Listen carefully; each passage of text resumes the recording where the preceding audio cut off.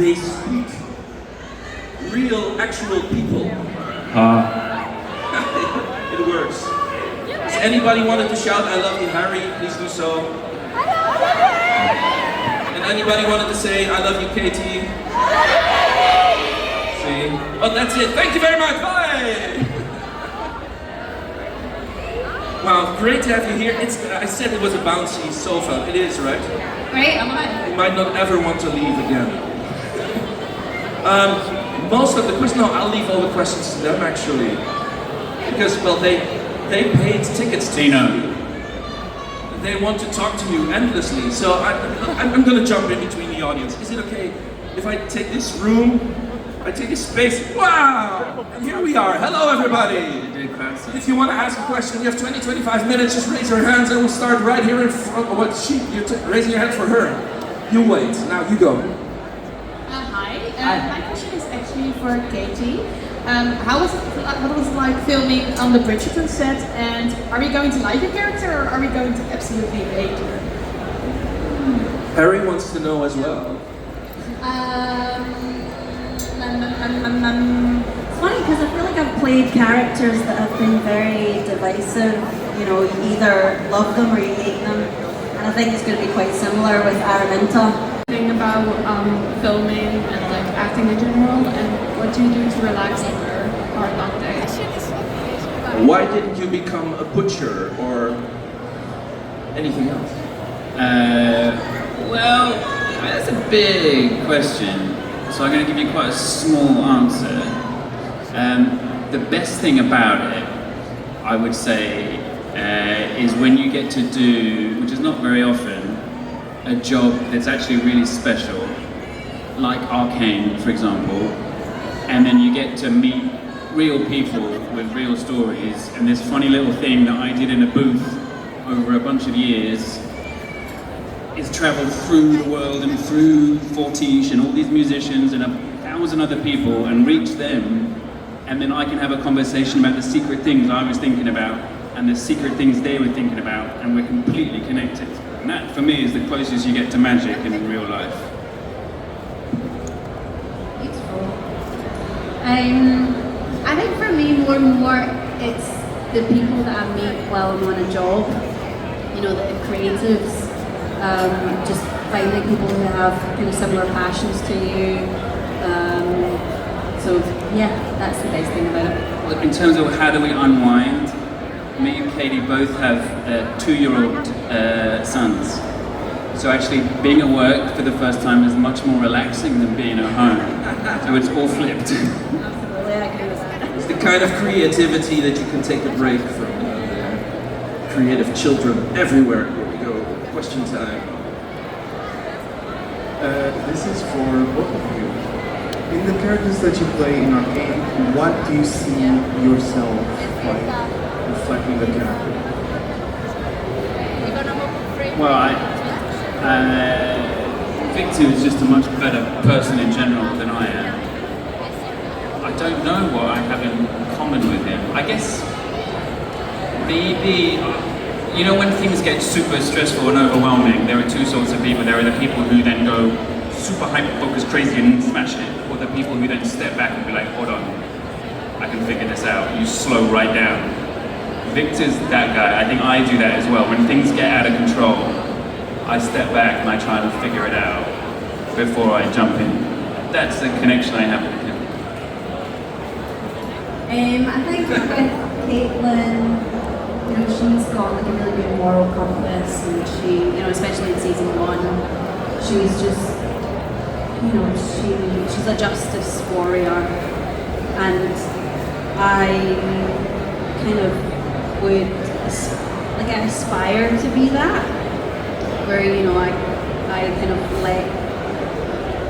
I want to fight for people who don't have a platform, who don't have a voice, and sometimes, like, you know, it's feeling conflicted because you're privileged and you don't know if you have the tools or even now I'm like, I don't know how to articulate it. And I know somewhere deep down I know that, like, you know, that's kind of part of my purpose on this earth, is to kind of help people enjoyable. So, yeah. And on we go. What was your favorite character that you played? Favorite character ever portrayed? The one that you say, people should remember me for this one.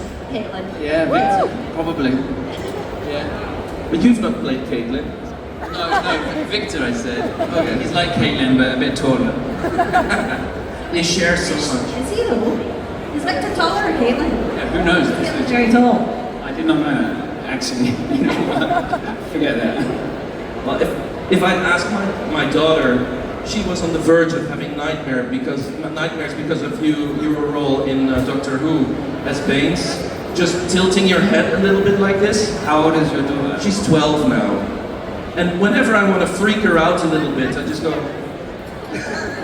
She knows exactly what I'm referencing it to. Yes. This is a question for Harry Lloyd. Hi.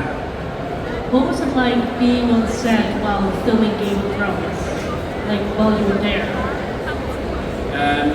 In general, wicked, I would say, because also being in the first season, I didn't have the pressure of knowing that I'm in the biggest TV show on the planet, which we weren't.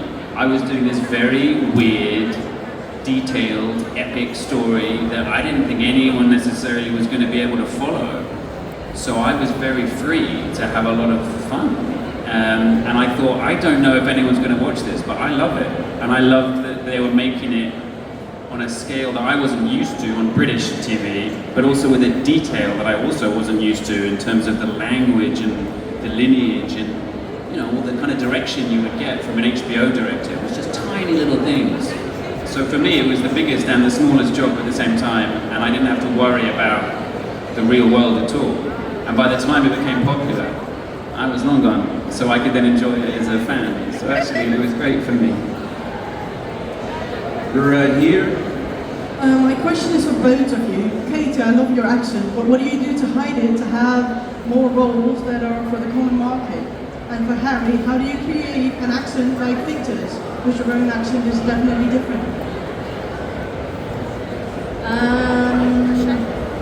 I think the first half of my life, when I was, from when I was 16 to early 30s, certainly people could never see me as Scottish and Chinese at the same time.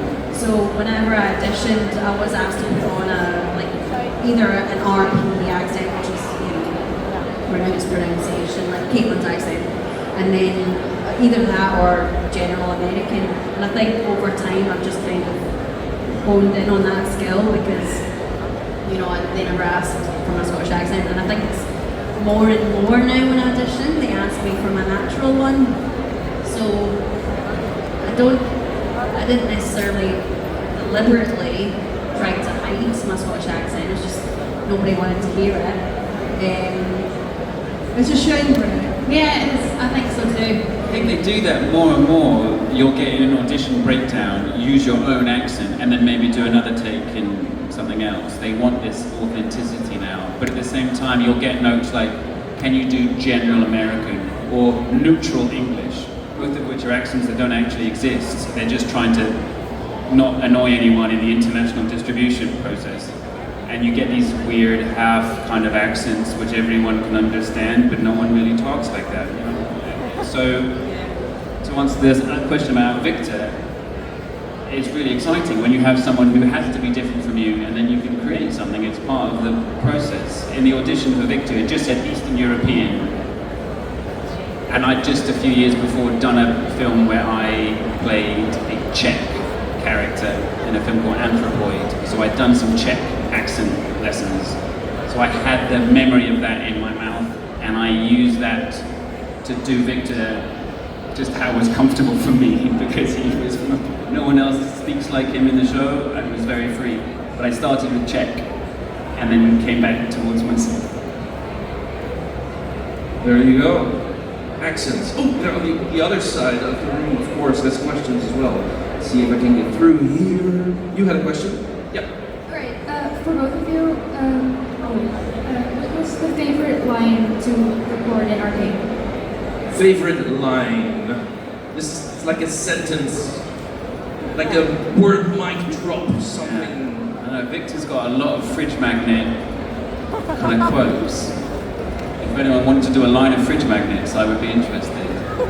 I mean, there's got big ones are stuff like, in all timelines, in all possibilities, only you can show me this. That, for me, sums up a huge journey that him and Jace go on. And I think it's a really beautiful way of looking at it. And for someone who was so certain of something and realised it's the opposite, is grandiose and humble. It's the paradox of knowledge. I thought that encapsulated him very eloquently. Katie. I think mine is I am a decorated officer, leader of House Kira. Address me with respect or keep your mouth shut. Nice. There you sit with your possibilities. I have a question for Katie. How was your first, what did you feel the first time you're on set? On set, first ever time on Harry Potter. Overwhelmed, scared, anxious, nervous. I was feeling lots of things because I didn't have an idea of what it meant to be on set. So I remember going into my first scene that I shot for the fourth Harry Potter film was on a staircase, and I think the bell had just rung for the end of end of class, and I was coming down the stairs, and Harry was up the stairs, and we kind of meet in the middle and say hi. And I just remember, I couldn't believe the amount of people on set. I thought, I didn't realise there'd be people behind the camera. I thought maybe there'd just be a camera, and then everyone in front of the camera would be on set, and that would be it. To see that there was a sea of people, probably not as many, as there are now, but a lot more than I expected. I was very, very scared. But looking back, I'm kind of proud that I just got through it. Very exciting. And over here. I have a question for both of you. What's your favorite Arcane episode and why? I love all of them, but there is something about season 2, episode 6, which is pretty special. And even though it's got nothing to do with me, the powder echo thing destroyed me, and I love that song. And I think that's kind of the turning point into the kind of final act of the whole show, the 7, 8, 9, not 6. How they brought everything together, and Victor's little bit at the end with the coin and stuff. If I had to, I'd pick 6, but I'd rather not choose any. I'd rather choose all of them. I think season 1, episode 3 is probably my favourite because I remember clearly having finished episode 3. I was in Prague at the time, and they had just released the first set, and I just knew it was going to be something really special. Afterwards, I was like, holy crap, this is incredible. I feel so, but because at the time I was just like, oh, what's the job? When I was recording it, and I just didn't realise how. I saw the process of it when I was recording, and I saw that a lot of time and effort and skill was put into it, but to see the finished product and to kind of go from one episode to the next and being like, oh my god, I'm actually a part of this, was just a feeling that I'll never forget. And especially in episode 3, I was like, wow, this is great. Over here. Hi, I really love Arcane, and I'm really glad to meet Harry Lloyd here today. And I have a question. Have you guys played League of Legends before, the show started? The game? Yes. So I tried. long story short, I failed. But I got into it, so at one of the actual launches of season 1 in LA, they had these ridiculous kind of premieres where you just realize the scale of riots, kind of pockets, frankly, and you had kind of, it wasn't just kind of cosplay. At one point we had 250 gamers from around the world playing 250 of the people who made the game with some like esports commentator on this game, which was like a scale that I couldn't really understand. But I said to someone, can I have a go at Victor? Someone who can like show me around. And a really nice guy who I'm pretty sure was probably one of the developers of the game or a champion of the esports, sat with me in one of these booths. I was like, oh yeah, press this one. No, press that. Nah, it's okay. And I was really trying, and I understand apparently Victor's quite a difficult character, someone that you want to hang back for a while. But I learned the rules and about the lanes in the jungle, and I liked seeing it. But my video game experience is based on 90s Nintendo. I like jumping and basic. It's not my world, but I love the lore of it, and I like watching people play it really well. But I think my time is probably done. I haven't played it either.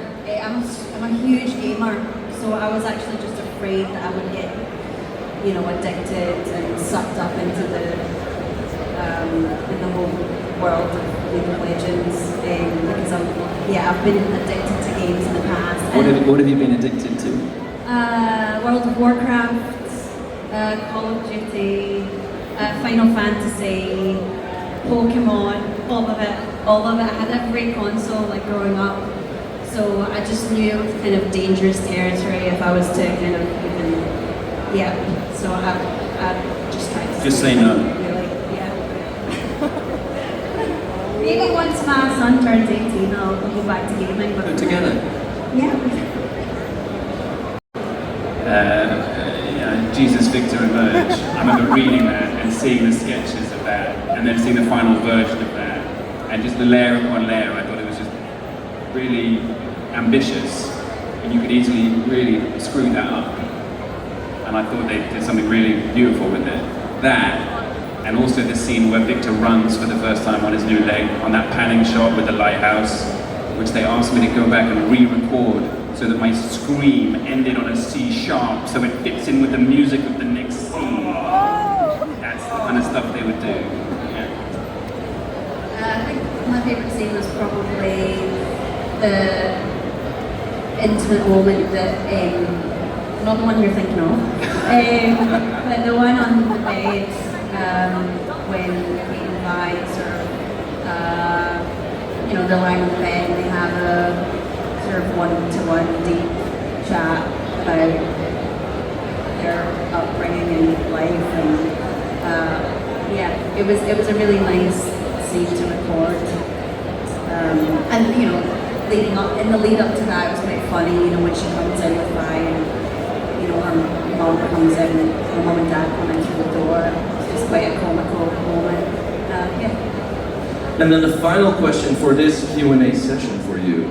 Hi, my question is for Katie. What was your favorite scene to act in Harry Potter? So not the kiss. Favorite moment. I really enjoyed the Yule Ball. It's a chance to dress. I don't dress up often, so when we shot the Yule Ball scene, they had our costumes were made from scratch, and I had this whole dress that took weeks to be made, and the halls, the Great Hall was turned into something that was really special. It was Christmassy, and we had Jarvis Cocker in the band, and we just had a really good time. It didn't feel like we were performing. We just had a really good time having fun. Jarvis Cocker of Pulp. Yeah. So there's some music. If you don't know, I strongly recommend figuring out all of the songs of Pulp. Because they're quite okay. No, they're great. Well, this is the end actually of this Q&A session. We didn't even get to you being Professor X at some point. You've done both already so much, and you're going to do so many more things. in the future, I am sure. If you have any more questions, both of you can be found below your huge banners with your mega hats on top of it, like, whoa, this is where we're sitting. If you have any questions, just drop in, buy an autograph if you want to or don't, but you can find them there if you have any more questions. Thank you very much, audience, and thank you very much, Harry Lloyd.